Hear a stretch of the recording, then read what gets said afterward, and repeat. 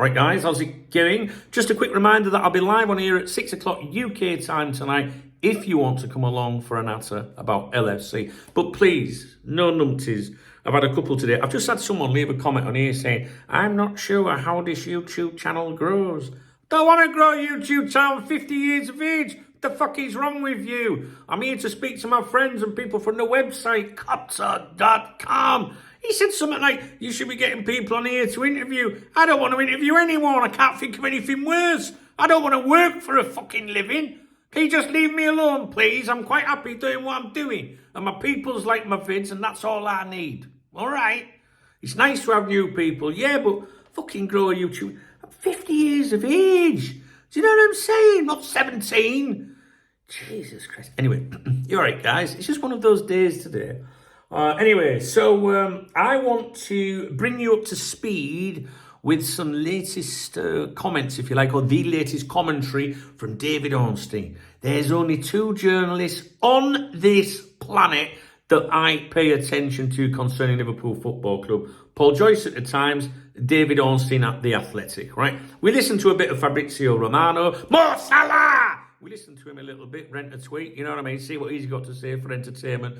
But really, when the proper professional journalists, and that's not a dig at Romano, he does his thing, you know what I'm saying? But you know what I mean? Like when it comes to Liverpool reporting, I know Joyce is Michael Edwards talking to me. Do you know what I'm saying, guys? So we listen to what Ornstein says. And he's done this transfer deal sheet for The Athletic. I mean, it's quite popular. Each week they break down the different clubs, you know, by club, what's happening and stuff like that. I can summarise it a little bit for you. It's kind of like a collective article. So it says David Ornstein, Marc, Guéhi and more. I think Greg Evans gets a mention in here, as does James Pearce, Bad News Pearce, as people call him. So basically what I can tell you is as follows, because I know some of you, don't access these things. I pay for The Athletic and I pay for The Times. I do. I really like them. There is a website called archive.ph that opens up, various paywalled articles, I'm told. But I do pay for these. Now, I don't know if this is behind a paywall. I assume it is. I just clicked on it, logs me in. This is what David Ornstein's had to say today. Liverpool identified... Let me just close that because it's a bit bright in my eyes. My eyes are sore today. Liverpool identified Guéhi as a market opportunity and initial dialogue took place with Palace. Notice he said took place. It's past tense, not is taking place.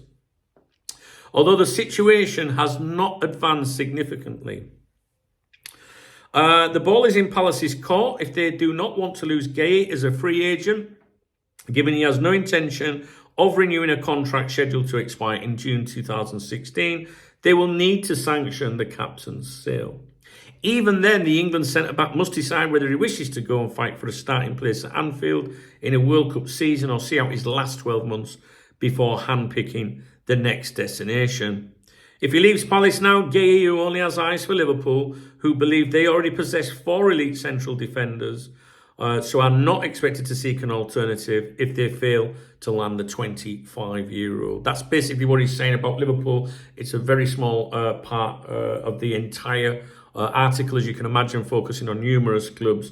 But that's a summary of what Ornstein has said about Guéhi. I would agree with it. I think it is, it's in Palace's court. You know what's happening, guys. It's just a game of bluff, Palace can't afford to lose him on a free. They know they can get the maximum money this summer than they would do in January, say. Would the player really want to sign for a club in January when he can leave on a free in the summer? There is that, of course, the World Cup season, as well for him to consider. But, Palace, they're tough negotiators. I think this deal will happen. I don't know what you think. Let me know in the comments section. I do think it will happen this summer.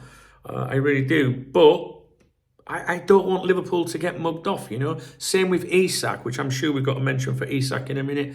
I don't want Liverpool to pay Newcastle £150 million.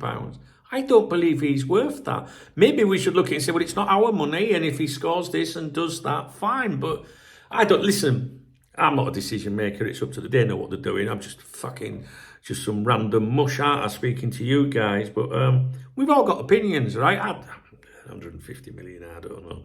Anyway, that is Ornstein's comments on Guéhi. There is some more general comments in the general bit about Liverpool, but that was like his opening part in this article, okay? Greg Evans, who also contributed to this article, touched on Alex Oxlade-Chamberlain, saying that he's in discussions with Besiktas over terminating his contract because he wants to come back home, basically, to England. He's 32 now. He wants to leave Turkey after 2 seasons. He's got interest, apparently, from Premier League clubs, Championship clubs. Birmingham City are mentioned as one. He wants a fresh start back in the UK, and he's prepared to take a wage reduction. I don't know about you. When we signed Alex Oxlade-Chamberlain, I was not excited about that at all. I was excited about his missus. Is he still with her? Well, better be careful. I don't even know how old she was then. Got to be careful what you say into webs these days, haven't you? Anyway, moving on swiftly. But what I was going to say was I was never like, oh, he's a great player. Do you know what? I thought he was a professional for Liverpool. I thought he was a nice kid. I really did think he was a nice kid, honestly. But a fan, not so much so. So they then have in this article what happened this week at, different clubs. And one of the clubs, obviously, is Liverpool. And it was a general roundup, which James Pearce, Bad News Pearce, as many people call him, is credited as writing. Okay, so we're not going into Ornstein territory here. It does say James Pearce under this. And it gives you that, what's happened with Liverpool, with Leone, obviously, all that, so we don't need to read that. Signing a 5-year contract. And he says Liverpool held talks, not Liverpool are holding talks, but Liverpool held talks with Palace over a possible deal for Guéhi, but the two clubs remained, it doesn't say remain, but it says remained some distance apart in their valuations. Further discussions are expected this week. So that's interesting, and I think that's normal. Both sides are just going to stall a little bit, because I know, like, when you're a fan, you get impatient. God, just go and pay the money and all that. Nah, come on, if it was your money, you know what I mean? Like, some of us are right tight asses, aren't we? If you can save a fucking quid, you'll save a quid. So, no, I think this is normal, and I reckon they'll thrash out a deal. If they don't, they don't. I'm not going to lose any sleep over it, but I see him as Isak being a Liverpool player. When that will be, who knows, right? We've got to let the people that know what they're doing make the right decisions for the club, and I trust them. Isn't it so nice this summer not to be listening to people harp on about the owners in a negative way, and many times we have rightly criticised the owners, but this summer at least, we can just chill and FSG outstanding. Do you know what I mean? Obviously next summer we'll be slagging them off for that, but that's different, isn't it? Next 5 years are not going to spend a fucking penny, are they?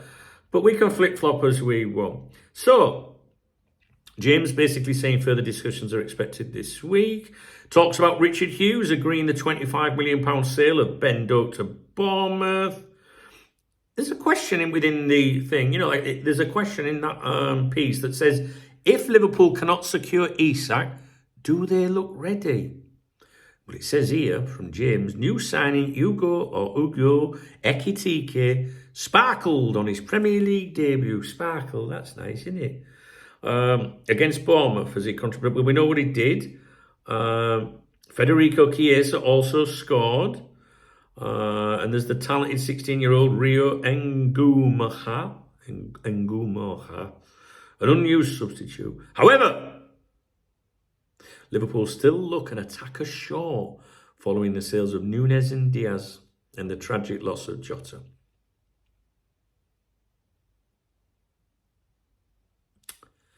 Isak would be the perfect addition, and there's no sign of them moving on to a plan B. And people say that, in my comment section, say, whenever I do an Isak video, say, do you think they'll go for someone else? I don't think they will. Not in that position, no. No, I did wonder if they would, maybe follow up on Rodrigo, but that was a few weeks ago. I don't think that'll happen. Let me know what you think. What players are they still looking at? Signing Guéhi and Isak would be regarded as the perfect end to a busy window for Liverpool. It would give them depth they want at both ends. Guéhi is viewed as a decent market opportunity. Opportunistic signings and all that. We hear these sayings, don't we, guys? Isak's situation more complicated. Newcastle refusing to sanction the sale. Liverpool's £110 million bid rejected. Which players could be leaving? Harvey Elliott's future is uncertain. Mentions Leipzig's interest. Yet to follow up their interest with a concrete offer. I see Harvey Elliott going, and it's just a shame. I like that boy. I like him because he loves the club. That's why I like him. I don't like him because I think he's an amazing player. But unfortunately, I think he's a good player. Unfortunately, sentiment can't come into it. Otherwise we'd have Eric Meyer still running around the pitch. He loved the club too, didn't he? Tsimikas is expected to leave before the end of the window. Yeah, I think that's a given, absolutely, as well. More likely to move abroad, don't blame him. No offence if you live in England. Liverpool are considering loan approaches for Kumas, McConnell, Gordon. And that's about it, really, guys. That's it. That's your summary from all of this. That's it. Nothing really to add to that. So for me, the key points here, listen, I ain't got a problem with James Pearce at all. Listen, there ain't a single journalist that writes for Liverpool Football Club that I got a problem with. No, I don't have a problem with anyone in the fucking world, mate. Don't mean that you can't be honest and say, well, I don't think he's a great journo or I don't just mean James Pearce, I mean anyone. It's like some people watch my videos, love my videos. Some people watch my videos, can't stand my videos. It's just opinions, it's just football. That's all it is, isn't it? I actually think James Pearce is very good when it comes to writing in-depth articles about former players, former, youth players and stuff like that. But for scoops and stuff like that, nah, not at all. And bearing in mind, he's the Liverpool journalist, at The Athletic, but it's always Ornstein that gets the scoops, right? So that's quite telling. It's the same with Lynch. Some people call him Captain Obvious. I think he's very good when he talks about, post-match analysis of games and things. I like listening to him with that. I don't go around watching other people, but when I've stumbled on the videos, I've always thought, yeah, he's all right with that. He talks a good game with that stuff. But, this is the guy that said we wouldn't sign Frimpong. He was absolutely, he's really good source. It's not happening. So, it's Ornstein and Joyce for me, and that's it. But it doesn't mean that the other journalists are not good at something of what they do. They're different things. Like if you ask me my opinions about players, I'm not very good at stuff like that because I don't watch a lot of that, of other leagues and things like that. But ask me a question about the journalists and the media and websites and how it all works and stuff, and I can speak to you for fucking hours about it. So it's all about people's different, what they're good at and what they're shit at. And I know what I'm good at and I know what I'm shit at, trust me. So the article really, I guess the main bits here is, that's going to be of interest to you is basically saying about those initial talks took place, not taking place, as far as Ornstein is saying today. If talks were taking place today and Liverpool wanted that out there, Ornstein would have worded that differently, mark my words. So it is past tense, but it does say that talks are going to happen again. And I don't think we need a journalist to tell us that. Liverpool go in, make an offer, not back. It's obvious it's going to happen. It's just a game now of squeaky bum for Palace and Liverpool saying, what's he worth to us? Is he worth paying a little bit extra? I think they'll pay a little bit more extra than they wanted to.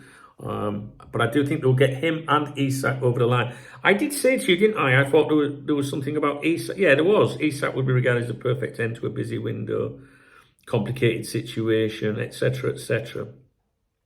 All right, guys, I'm going to leave that one with you.